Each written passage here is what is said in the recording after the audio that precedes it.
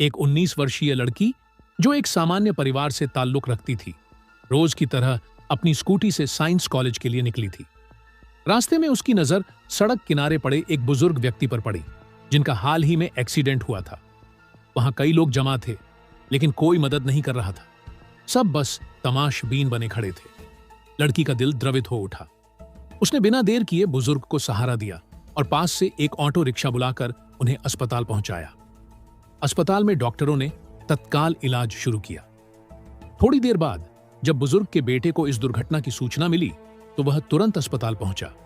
वहां पहुंचकर जब उसे पता चला कि एक अनजान लड़की ने उसके पिता की जान बचाई है, फिर बुजुर्ग के बेटे ने जो किया वो सबको हैरान कर दिया। अनन्या का जन्म एक सामान्य परिवार में हुआ था। उसके पिता राम प्रसाद एक छोटे से सरकारी स्कूल में शिक्षक थे और मां शांति घर संभालती थीं। परिवार की आर्थिक स्थिति कमजोर थी, लेकिन प्यार और संस्कारों की कोई कमी नहीं थी। अनन्या अपने माता पिता की इकलौती संतान थी और उनके लिए वह उनकी दुनिया थी। बचपन से ही अनन्या में कुछ अलग करने की ललक थी। वह अक्सर अपने पिता की किताबों में खो जाती, खासकर उन किताबों में जो चिकित्सा और विज्ञान से संबंधित थीं। उसका सपना था कि वह एक दिन डॉक्टर बने और गरीबों का मुफ्त में इलाज करे। हर सुबह अनन्या अपनी पुरानी स्कूटी पर कॉलेज के लिए निकलती। उसकी स्कूटी, जो उसके पिता ने कई सालों की मेहनत से खरीदी थी, अब थोड़ी जर्जर हो चुकी थी, लेकिन अनन्या के लिए वह उसकी स्वतंत्रता का प्रतीक थी। कॉलेज में वह एक मेधावी छात्रा थी। उसके प्रोफेसर उसकी मेहनत और लगन की तारीफ करते नहीं थकते थे, लेकिन अनन्या का जीवन आसान नहीं था। कॉलेज की फीस, किताबें और मेडिकल प्रवेश परीक्षा की तैयारी के लिए कोचिंग का खर्चा उसके परिवार के लिए भारी पड़ता था। फिर भी अनन्या ने कभी हिम्मत नहीं हारी। वह रात रात भर पढ़ाई करती और दिन में छोटे मोटे ट्यूशन पढ़ाकर अपने परिवार की मदद करती। उस दिन भी अनन्या सामान्य रूप से कॉलेज के लिए निकली थी। उसने अपनी नीली स्कूटी स्टार्ट की और अपने घर के छोटे से आंगन से बाहर निकली। रास्ते में वह हमेशा की तरह बच्चों को स्कूल जाते देख मुस्कुराती और सड़क किनारे ठेले वालों से हल्की फुल्की बातें कर लेती। लेकिन उस दिन कुछ ऐसा हुआ जिसने उसकी जिंदगी को हमेशा के लिए बदल दिया। शहर के व्यस्त चौराहे पर, जहां हर दिन सैकड़ों लोग आते जाते थे, अनन्या की नजर सड़क किनारे पड़े एक बुजुर्ग व्यक्ति पर पड़ी। वह करीब 70 साल के रहे होंगे। उनके कपड़े फटे हुए थे और चेहरे पर दर्द की रेखाएं साफ दिख रही थीं। उनके पास एक भीड़ जमा थी, लेकिन कोई भी आगे नहीं बढ़ रहा था। लोग फुसफुसा रहे थे, कुछ मोबाइल में वीडियो बना रहे थे और कुछ बस तमाशबीन बने खड़े थे। अनन्या की स्कूटी धीमी हो गई। उसका दिल जोर जोर से धड़क रहा था। वह समझ गई कि कुछ गंभीर हुआ है। अनन्या ने स्कूटी साइड में खड़ी की और भीड़ के बीच से रास्ता बनाते हुए बुजुर्ग के पास पहुंची। बुजुर्ग का नाम गोपाल था, जैसा कि बाद में पता चला। उनके पैर से खून बह रहा था और वह दर्द से कराह रहे थे। अनन्या ने तुरंत अपने दुपट्टे से उनके पैर पर पट्टी बांधी, जैसा कि उसने अपनी बायोलॉजी की किताबों में पढ़ा था। उसने आसपास के लोगों से मदद मांगी, लेकिन कोई आगे नहीं आया। कुछ लोग बोले, पुलिस केस हो जाएगा, क्यों फंसना। अनन्या का खून खौल उठा। उसने सोचा, अगर मैं भी चुप रही तो इस बुजुर्ग का क्या होगा। उसने बिना वक्त गंवाए पास खड़े एक ऑटो रिक्शा वाले को बुलाया। ऑटो वाला, जिसका नाम मुकेश था, पहले तो हिचकिचाया, लेकिन अनन्या की आंखों में दृढ़ता और करुणा देखकर वह मान गया। अनन्या और मुकेश ने मिलकर गोपाल जी को ऑटो में बिठाया और नजदीकी सरकारी अस्पताल की ओर चल पड़े। रास्ते में अनन्या ने गोपाल जी का हाथ थाम रखा था। वह बार बार उन्हें ढांढस बंधा रही थी। बाबा जी, सब ठीक हो जाएगा, आप बस हिम्मत रखिए। अस्पताल पहुंचते ही अनन्या ने डॉक्टरों को सारी बात बताई। गोपाल जी को तुरंत इमरजेंसी वार्ड में ले जाया गया। डॉक्टरों ने बताया कि गोपाल जी का पैर बुरी तरह चोटिल था और अगर समय पर इलाज न मिलता तो शायद वह अपने पैर को खो देते। अनन्या ने राहत की सांस ली, लेकिन उसका मन अभी भी बेचैन था। उसने सोचा कि गोपाल जी के परिवार को सूचित करना जरूरी है। उसने गोपाल जी की जेब से एक पुराना मोबाइल निकाला, जिसमें उनके बेटे का नंबर सेव था। अनन्या ने गोपाल जी के बेटे आरव को फोन किया। आरव, जो उस समय एक मरीज का ऑपरेशन कर रहे थे, ने फोन उठाते ही अपनी व्यस्तता जाहिर की। लेकिन जब अनन्या ने उन्हें पूरी बात बताई तो वह तुरंत अस्पताल के लिए रवाना हो गए। अनन्या ने गोपाल जी के पास बैठकर उनका ध्यान रखा, जब तक कि आरव वहां नहीं पहुंच गए। जब आरव अस्पताल पहुंचे तो वह एक लंबे गंभीर चेहरे वाले व्यक्ति दिखे। उनकी उम्र करीब 32 साल रही होगी। वह एक प्रसिद्ध MBBS डॉक्टर थे, जिनके 3 बड़े अस्पताल शहर के अलग अलग हिस्सों में चल रहे थे। लेकिन उस पल में वह सिर्फ एक चिंतित बेटे थे। जब उन्होंने अनन्या को अपने पिता के पास बैठे देखा तो उनकी आंखें नम हो गईं। उन्होंने अनन्या से सारी बात सुनी और उसे दिल से धन्यवाद दिया।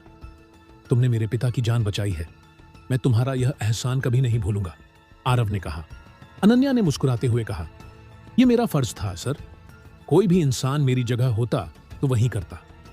लेकिन आरव को अनन्या की सादगी और निस्वार्थ भावना ने गहरे तक प्रभावित किया। उसने अनन्या से उसके बारे में पूछा और अनन्या ने संक्षेप में बताया कि वह एक साइंस की छात्रा है और डॉक्टर बनना चाहती है। आरव ने उसकी आंखों में चमक देखी, लेकिन साथ ही उसकी आवाज में आर्थिक तंगी का दर्द भी महसूस किया। अस्पताल से निकलने के बाद अनन्या अपने घर लौट आई। उस दिन वह कॉलेज नहीं जा सकी, लेकिन उसे इस बात की कोई शिकायत नहीं थी। उसने अपने माता पिता को सारी बात बताई और वे अपनी बेटी पर गर्व से फूले नहीं समाये। लेकिन अनन्या का जीवन फिर से अपनी सामान्य गति में लौट आया। वह कॉलेज, ट्यूशन और पढ़ाई में व्यस्त हो गई। दूसरी ओर आरव अनन्या की कहानी को भूल नहीं पाए। उन्होंने अपने कुछ दोस्तों के जरिए अनन्या के परिवार और उसकी पढ़ाई के बारे में पता लगाया। जब आरव को पता चला कि अनन्या की आर्थिक स्थिति कमजोर है और वह अपनी मेडिकल प्रवेश परीक्षा की तैयारी के लिए कोचिंग का खर्च वहन नहीं कर पा रही, तो उन्होंने एक फैसला लिया। वह अनन्या की मदद करना चाहते थे, लेकिन वह नहीं चाहते थे कि अनन्या को इस बात का पता चले। आरव ने अपने एक दोस्त, जो एक कोचिंग संस्थान चलाता था, से बात की और अनन्या को मुफ्त में मेडिकल प्रवेश परीक्षा की कोचिंग दिलवाने का इंतजाम किया। साथ ही उन्होंने अनन्या के कॉलेज की फीस भी गुप्त रूप से जमा कर दी। अनन्या को जब कोचिंग संस्थान से स्कॉलरशिप का पत्र मिला तो वह हैरान रह गई। उसे विश्वास नहीं हुआ कि उसे इतनी बड़ी मदद मिल रही है। उसने अपने माता पिता को यह खुशखबरी सुनाई और पूरे परिवार में खुशी की लहर दौड़ गई। अनन्या ने इस अवसर को दोनों हाथों से थाम लिया और अपनी पढ़ाई में और भी जी जान से जुट गई। समय बीतता गया और अनन्या की मेहनत रंग लाने लगी।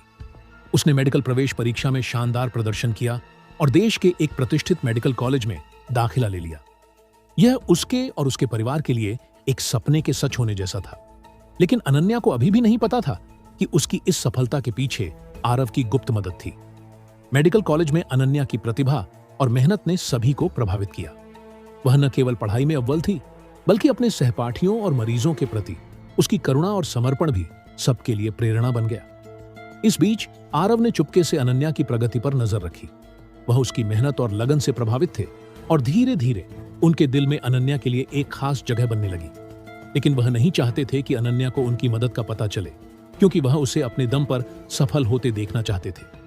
कई साल बाद जब अनन्या अपनी मेडिकल की पढ़ाई पूरी कर चुकी थी और एक सफल डॉक्टर बन गई थी, तब एक दिन उसकी मुलाकात फिर से आरव से हुई। यह मुलाकात एक मेडिकल सेमिनार में हुई, जहां अनन्या को एक युवा डॉक्टर के रूप में सम्मानित किया जा रहा था। आरव उस सेमिनार में मुख्य अतिथि थे।